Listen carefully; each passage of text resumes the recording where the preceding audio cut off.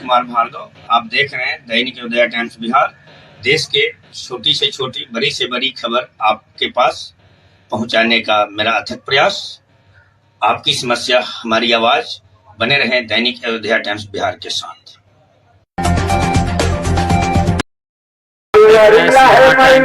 मैं हूँ मधु सिन्हा, पंचायत आदिशक्ति मंदिर, आज श्री भागवत कथा का तीसरा दिन है। आइए आपको दिखाते हैं।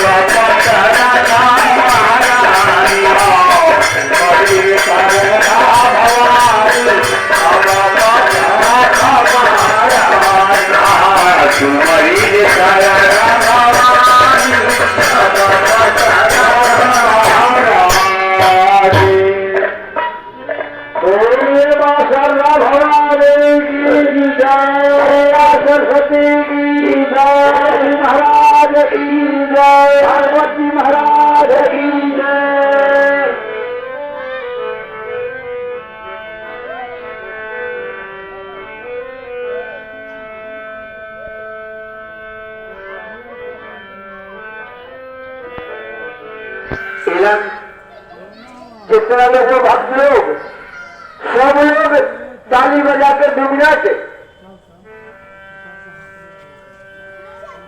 किस भगवान के नाम लीजिए 2 मिनट के लिए। जय गोविंद जय गोपाल जय मनमोहन जय नंदलाल। याद कर लिया। जय गोविंद जय गोपाल जय मनमोहन जय नंदलाल। जय गोविंद जय गोपाल जय मनमोहन गोपाल जय मनमोहन जय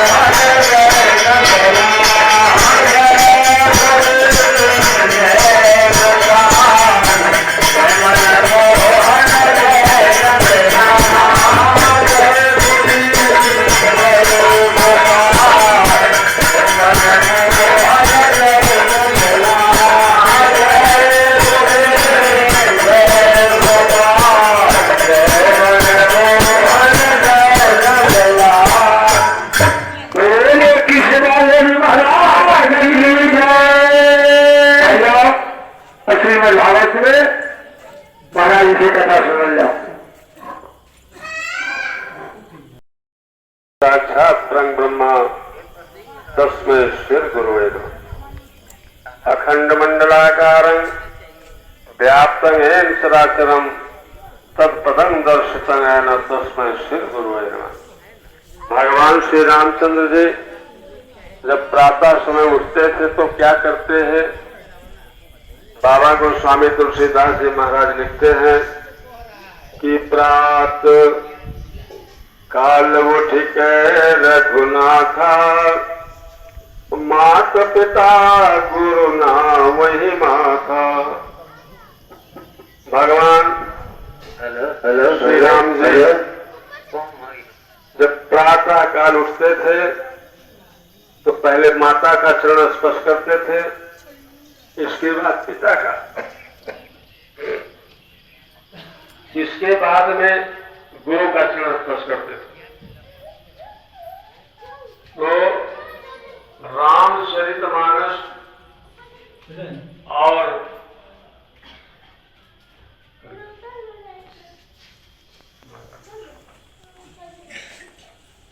जिनके ऊपर अपने माता पिता गुरु की कृपा है वे कभी भी दुख नहीं उठाते, उनको कष्ट कभी नहीं आता है। अब कष्ट आता भी है तो चला जाता है। घर के माता पिता बुजुर्ग भूखे पड़े हों और हम मंदिर में जाकर के लड्डू चढ़ाते हैं तो भगवान उस प्रसाद को स्वीकार नहीं करते। प्रथम देवता घर के माता पिता है,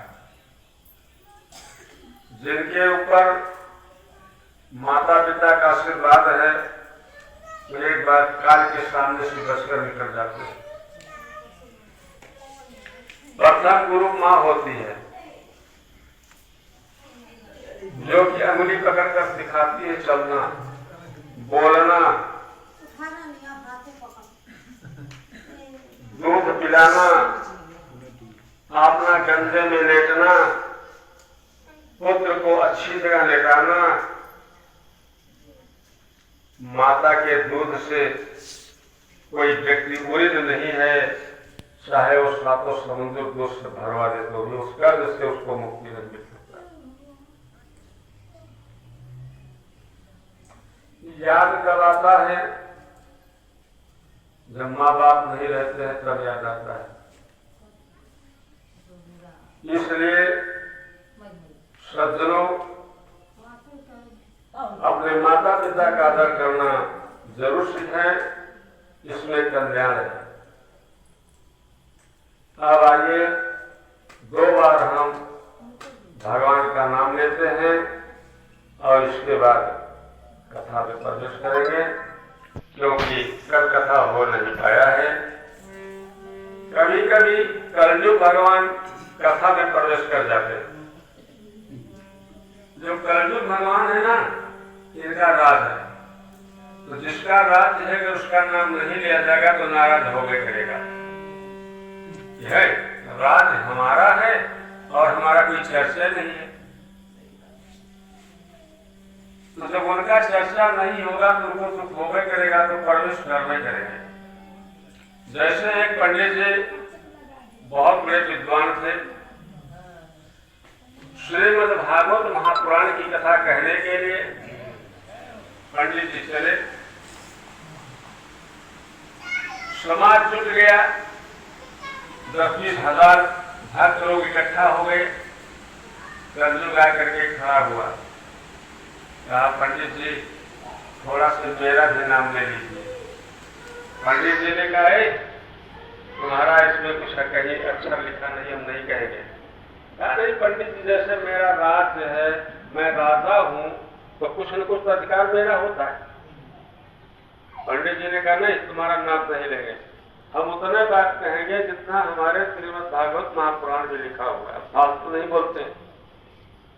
हम उतना ही बात बोलते हैं जितने का जवाब दे सकते। यदि कोई मुझसे क्वेश्चन कोई करे तो मैं उतना बात बोलता हूं जिसका जवाब मैं दे सकता हूं।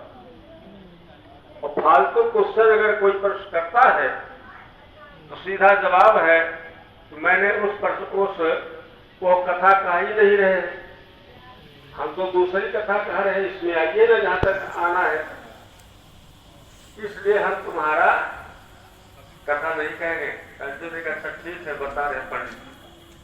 थोड़ी देर के बाद कलयुग ने क्या किया, एक कसाई का रूप धारण किया, अब आकर के समाज में खड़ा हो गया और कहने लगा पंडित जी, जब जाते हो तो गमछा मेरी दुकान पर फेंक देते हो, 1 किलो 2 किलो बंधवा लेते हो, कहते हो जब भागवत कह के आऊंगा तब पैसा दूंगा। बताइए, आप पैसा देते नहीं हैं, क्या फ्री में आता है खसी बकरा?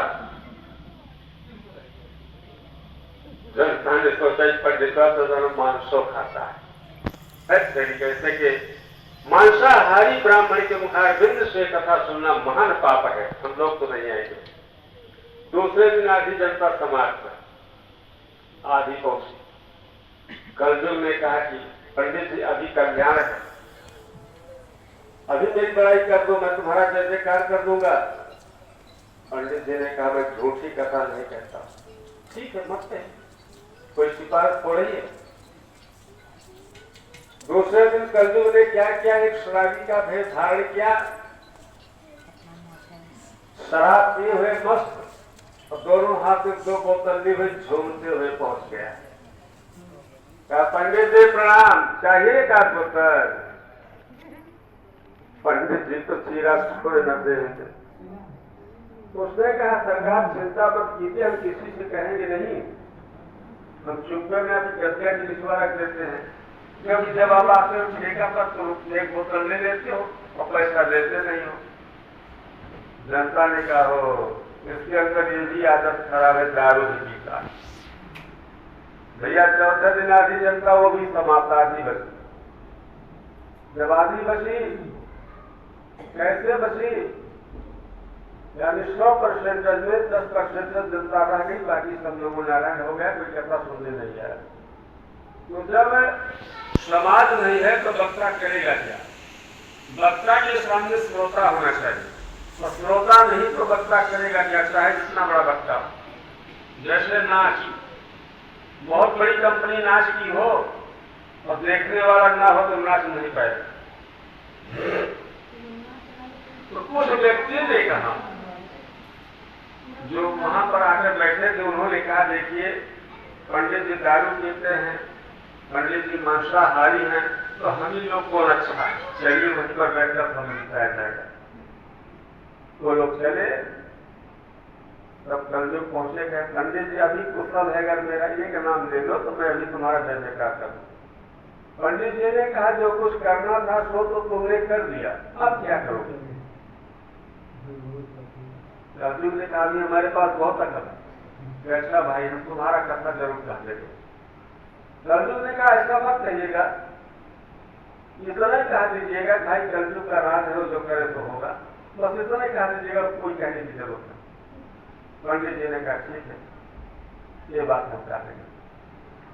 तो कलजुग ने कहा पंडित जी मैं जा रहा हूँ, एक कोढ़ी का भेष बना कराऊंगा, आप हमको भभूत दे दीजिएगा, हम ठीक हो जाएंगे, बस जय जयकार हो जाएगा। ठीक है। कलजुग वहां से हटा कुछ दूरी गया, एकदम कोढ़ी का रूप धारण कर लिया, जहां पैर धरता था पूरा मवाद गिर जाता। दूर से कहता पंडित जी प्रणाम, आपको हमने गया ढूंढा, जगन्नाथपुरी ढूंढा, केदार धाम ढूंढा, बद्रीनाथ ढूंढा, बनारस ढूंढा, अयोध्या ढूंढा, वृंदावन मथुरा ढूंढा, आप कहीं नहीं मिले। आपने फला व्यक्ति को ठीक कर दिया, उनको ठीक कर दिया, उनको ठीक कर दिया, उनको ठीक कर दिया। अरे महाराज हमको भी ठीक कर दीजिए, बहुत बड़ी कृपा होगी। पंडित जी ने कहा छाया हो, उठा करके भभूत दे दिए, तो देह ने लगा लिया, पूरा नवयोग हो गया, जय जयकार हो गया। पूरे क्षेत्र में नहीं भाई, पंडित जी चाहे जैसे हो, लेकिन शक्ति तपोबल है उसके अंदर, चलिए ना कथा सुनने के लिए, धीरे धीरे शुरू हो गया। कलयुग का प्रभाव पड़ जाता है। जब कलयुग भगवान प्रवेश कर जाते हैं तो बड़े बड़े वक्ता फेल हो जाते हैं। बोलिए आनंद कंद बिहारी लाल की जय। श्रीमन नारायण नारायण नारायण श्रीमन नारायण नारायण नारायण श्रीमन नारायण नारायण नारायण श्रीमन नारायण नारायण नारायण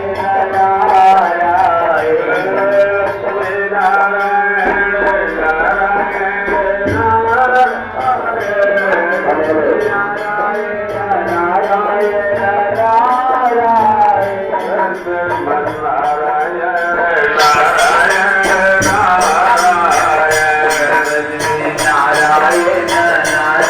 नारायण बोले लक्ष्मी नारायण भगवान की आनंद कंद बिहारी लाल की। यही था जो वो हरिहर मुँह पहले हरिहर रोशनी था ये बात वहाँ हम अपन रोशनी अपने मोबाइल से कैश लेंगे। तो अब आप लोग श्रीमद् भागवत महापुराण की कथा श्रवण करें, अपना जीवन को प्राप्त करें। यह कथा देवताओं को भी दुर्लभ है, देवताओं को भी दुर्लभ है। ये कथा देवता को नहीं मिलता है, क्योंकि जब सुखदेव जी महाराज परीक्षित को कथा सुनाने के लिए गए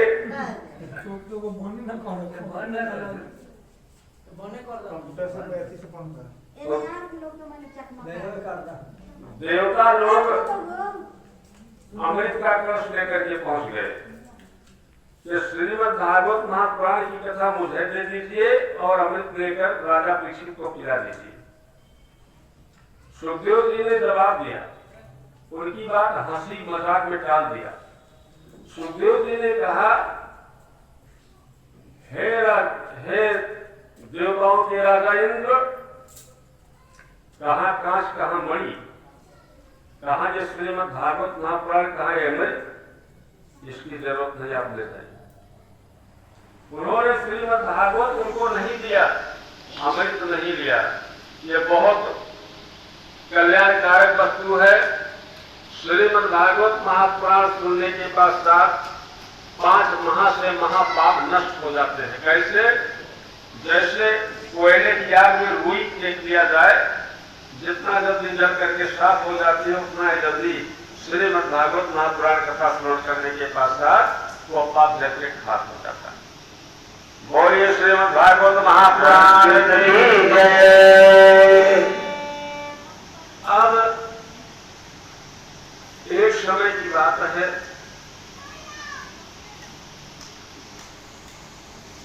शंकर भगवान नारद भगवान एकत्रित हुए। नारद जी ने कहा, भोलेनाथ माता पार्वती कैसे है? भोलेनाथ ने कहा, बहुत आनंद से जय जयकार है। नारद जी ने कहा, तो प्रेम से रहती तो है, झगड़ा लड़ाई तो नहीं होता है। शिव जी ने कहा, ना झगड़ा काहे को होगा, अरे ऐसी अर्धांगिनी तो सबको मिले तो अच्छी बात है। अच्छा कोई बात नहीं। इसके बाद पार्वती जी के पास पहुंच गए, हाल चाल अपना पूछना शुरू किए। पार्वती जी ने कहा, हे नारद, हमारे पति के विषय में एक शब्द उल्टा पुल्टा नहीं बोला, मैं नहीं सोच सकती। किसी औरत के सामने उसके पति की निंदा करके देखो ना, तुम्हारा माथा फाड़ दे, चाहे ऐसा हो। नारद भगवान ने सोचा क्या किया जाए, कुछ तो उपाय लगाना है। एक दिन की बात है, नारद भगवान वीणा बजाते हुए श्रीमन नारायण का कीर्तन करते हुए कैलाश पर्वत पर पहुंचे और उस समय शंकर भगवान वहां नहीं थे, सत्संग करने गए। भगवान देवता लोग भी कथा सुनते थे, सत्संग करने जाते थे। नारद जी ने पहुंच करके क्या बोले, हे माता प्रणाम। पार्वती जी ने कहा, कल्याण भवन्तु सुखिनः। कहिए देवेश नारद, क्या समाचार है? नारद जी ने कहा, माता जी समाचार तो बहुत बढ़िया है, लेकिन एक बात है कि भोलेनाथ कहाँ गए, दिखाई नहीं पड़ रहे। पार्वती जी ने कहा, भोलेनाथ कथा सुनने गए। नारद जी ने कहा, जब भोलेनाथ कथा सुनने गए हैं, आपको साथ में नहीं लगे माता जी? यही कहती थी, भोलेनाथ हमको बहुत मानते हैं, अकेले कथा सुनने के लिए चले गए, तुम्हें लेकर गए नहीं। पार्वती जी ने कहा, तो क्या हुआ? अब वो कहाँ हमको लेकर जाएंगे साथ? नारद भगवान ने कहा, यही बात है। तो माता जी, हमको तो कहने की कोई जरूरत नहीं, हम कोई बात कहेंगे नहीं, हमको नहीं बताइएगा कि नारद जी आए थे, बात अपने मन में रखिएगा। जैसे कोई चुगली करता कहीं ना, तो क्या कहता, ओ भैया तो क्या हम बता दे, पर अब केहू से न कहिया, हमारा नाम न लिया। तो बात अंदर में फूलत, वो फूलते फूलते ऐसा विस्फोट होता है कि दो भाई को अलग कर देता है, माँ बेटे को अलग कर देता है, परिवार बिखर जाता है। कोई तुमसे कुछ कहे कि तुम्हारा भाई हमसे ऐसे कह रहा था, डायरेक्ट पूछे, भैया तुम कहे ऐसे कह रहे थे, अमुक आदमी हमसे कह रहा था, वो तो आग लगा कर चला गया।